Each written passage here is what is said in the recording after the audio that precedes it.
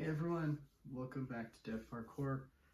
In this video, I want to talk about developer laptops, and specifically the specs that you should be looking for in a developer laptop.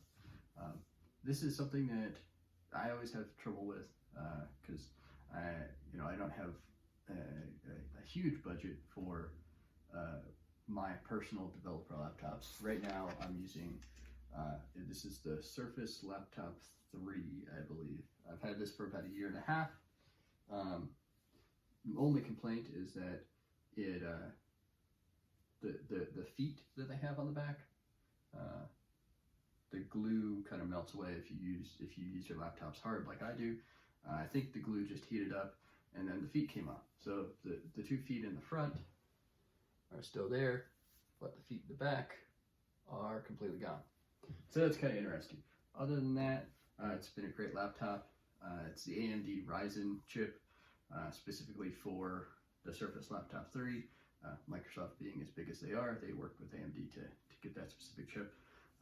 The other downside is because it's not an Intel chip, for whatever reason, Zoom won't allow you to do their magic background removal thing. So that's kind of frustrating on Zoom calls. Other than that, great laptop. But we'll actually get into some specific options in laptops in a future video. So today, let's talk about the specs particularly. And I'll kind of be basing it off of this machine because this is a fairly new machine. I picked out these specs specifically, and that's kind of my benchmark. Better, obviously, go for it, but worse specs, you'll probably run into some problems running things like Visual Studio Code and that sort of thing. And obviously this is not Windows specific, right? There's definitely a use case for using Windows as a development machine. There's definitely a use case for using a Mac as a development machine. I don't really have a preference anymore. I used to be on the Mac side. Now obviously I use a Windows machine as my main dev machine. Both are equally good, and depending on what you're trying to do, what type of development you're doing, one might win out over the other, but these specs should be the same regardless of what machine you're picking. So to start out with, you don't want to pick the kind of the base model.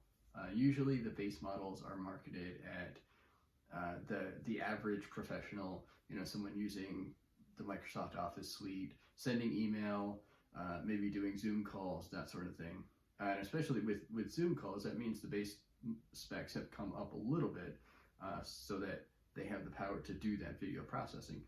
But they're still not geared toward doing, rapid compilation and debugging and, some of the hardcore development needs that we have for our machines.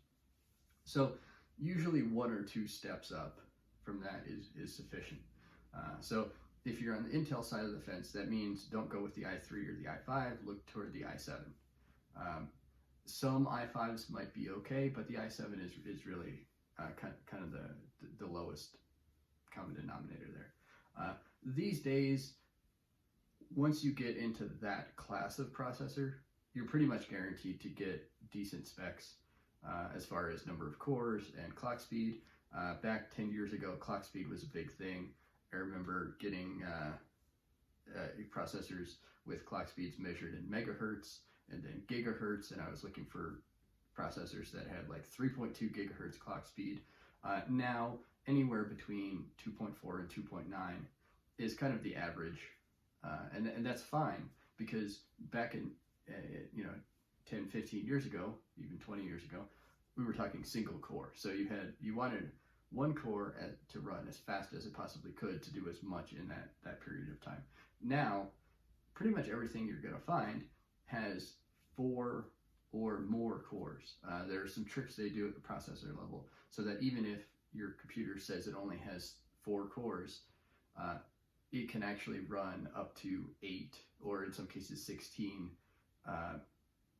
threads, basically pieces of a program all at the same time. So you get that parallelization. So whatever processor you get, as long as it's at that appropriate level, is going to be fine. You're going to get 4 cores. You'll probably be able to run 8 or more threads at a time.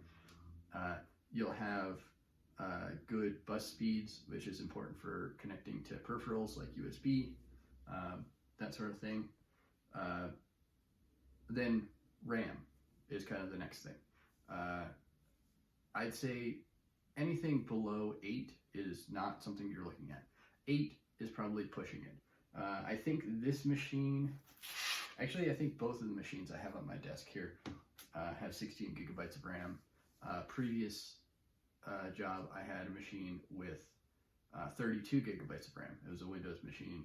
I was working on a fairly memory intensive application, so 32 gigabytes of RAM it made sense. Again, this is something that you might need to tailor to your specific needs, but I'd say any less than 8, don't even think about it, look towards 16 gigabytes. Next thing to consider would be the hard drive. And for me, this is the thing I always struggle with. I think I went with the standard size hard drive in this guy, and I'm almost out of space on it. That's a problem I've run into on pretty much every development machine I've had. I get pretty close to the limit, I fill the hard drive, and I have to start deleting things. I just have to start cleaning it up. And that's really frustrating for me. That's not a task I enjoy doing. The dev machine I got for work has a much bigger drive. I think it has a half a terabyte drive. I'm nowhere close to filling that. I say that now, probably in 3 months I'll be, complaining about the same thing again. But my recommendation would be spend the right amount of money on the hard drive. If you could justify spending a little bit more money to get a little bit bigger hard drive, do it. You won't be sorry. You might think, oh, I'll never use this space. If you plan to have this machine for 2, 3, 5 years, you will use the space. Even my old machine I've used for 8 years, I think. And I ran out of space in like 4 years. So definitely recommend getting the largest hard drive you can justify spending the money on. Next is screen size. And this really depends on how you're going to be using your laptop. If you're always going to be plugged into a docking station and multiple monitors, then maybe screen size on the actual laptop doesn't really matter that much to you. But what you will want to make sure of there is that you have a discrete GPU so that it can actually power whatever displays you want to use. If you like portability, if you like working wherever, and I really enjoy working wherever, get a screen that is going to allow for the size of things on the screen and the resolution that you want. Again, this machine, I really like it. I think it's a 17-inch screen, and it's fantastic. It might be bigger than that, but it's big. I have the resolution bumped up to its highest setting so I can see as much as possible on the screen, and it's fantastic for working outside, fantastic for working inside. Obviously, I can plug it into, it's got ports, so I can plug it into an external monitor and get even more screen space. And then finally, the last consideration would be weight. And this is something that it kind of flies in the face of the other stuff that I've talked about, because typically with developer machines, in order to get really good specs, that drives the weight up. And that's unfortunate. Thankfully, within the last few years, there have been computers that are both really powerful and really light. And some of them even with reasonable screen sizes, like this one. So if I pull out my old Mac, this is the one I used for at least 8 years. Got it in 2012. This thing is pretty heavy. When I first got this guy, the first thing I noticed was that it was super light.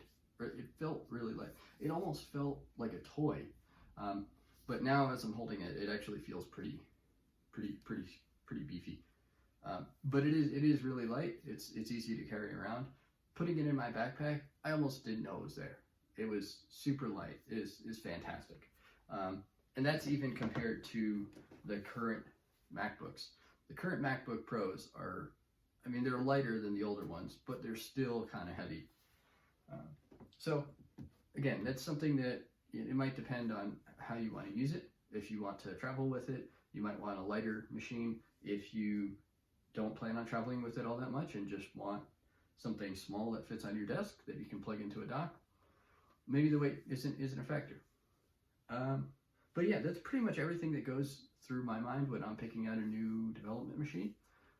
If this was helpful, go ahead and leave a like down below, and feel free to comment if you either agree with some of the things that I said, or if there are factors that play into your decisions that I didn't mention.